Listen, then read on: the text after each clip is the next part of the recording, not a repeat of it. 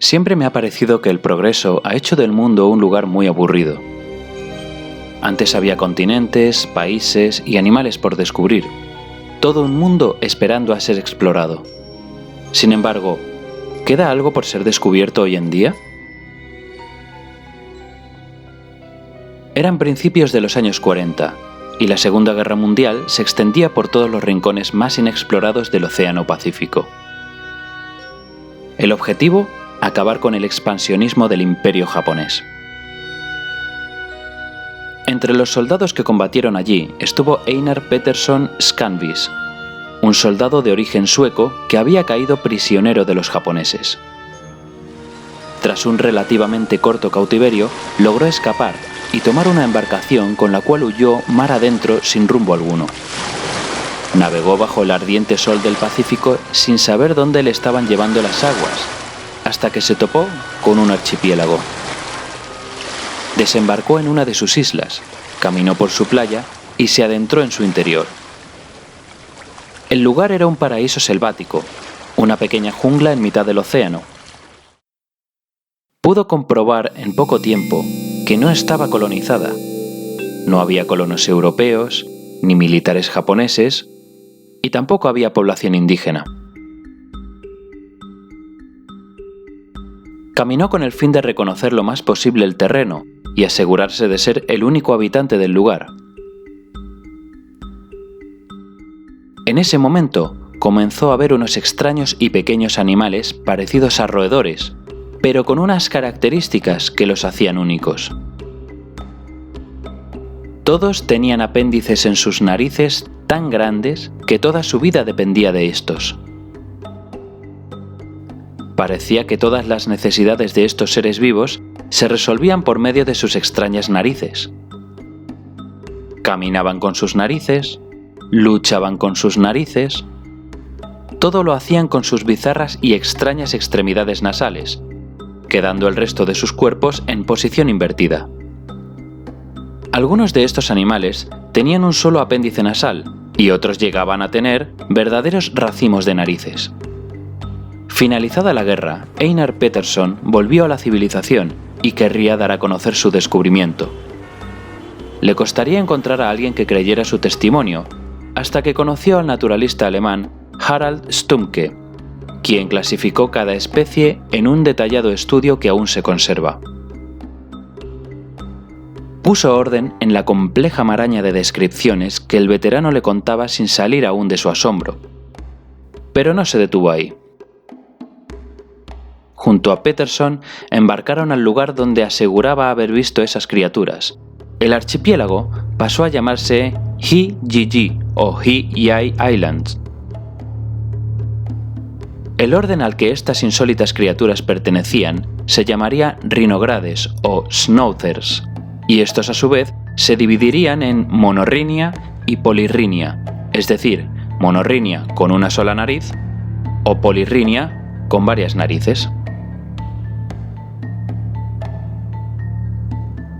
Siguieron catalogando especies, descubriendo rinogrados que usaban sus narices para parecer flores, otros como timón mientras sus orejas eran usadas como alas, y un largo etcétera de especies extrañas y distintas. Llegaron a detallar hasta 26 géneros y 189 especies. El descubrimiento fue de lo más rompedor. Prácticamente desmoronaba los fundamentos mismos de la biología al mostrar caminos tan extraños para la evolución. El origen de todos estos animales estaría en las musarañas, el más pequeño de los mamíferos de nuestra era. Según la hipótesis, una pequeña colonia de musarañas llegaría a las islas de alguna manera, y ante la falta total de competidores biológicos, depredadores, etc., acabarían desarrollándose y evolucionando hasta completar toda esa diversidad. Sin embargo, todo quedaría en el recuerdo. Como hemos dicho, eran ya los años 50. Los Estados Unidos habían dado comienzo a la era nuclear, y con ella a las pruebas de este tipo de armamento. El ejército norteamericano hacía sus pruebas nucleares sobre las islas remotas del Pacífico, y en una de estas pruebas, hundieron el archipiélago bajo el mar.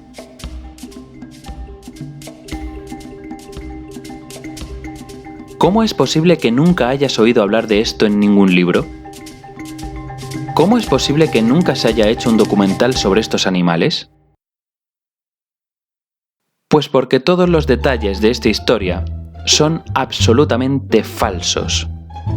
En concreto, fue escrito por el zoólogo alemán Georg Steiner, como una parodia de muchos descubrimientos científicos habidos hasta la fecha. Lo interesante de todo esto es que al ser una broma hecha por un científico, todos los detalles de estos animales son absolutamente viables. Es decir, que si la naturaleza diera lugar a los rinogrados, estos podrían vivir plenamente y sobrevivir como especie sin ningún problema.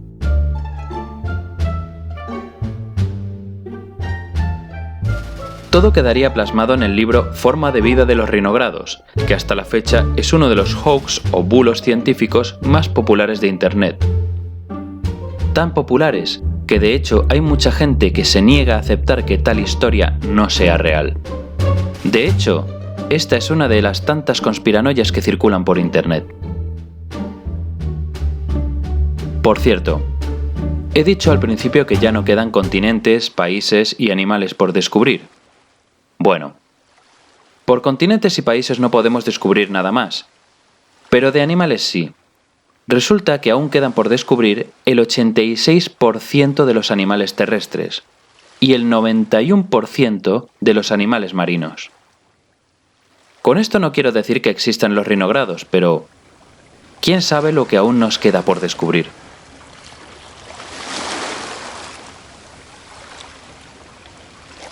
Si te ha gustado el vídeo, dame un like.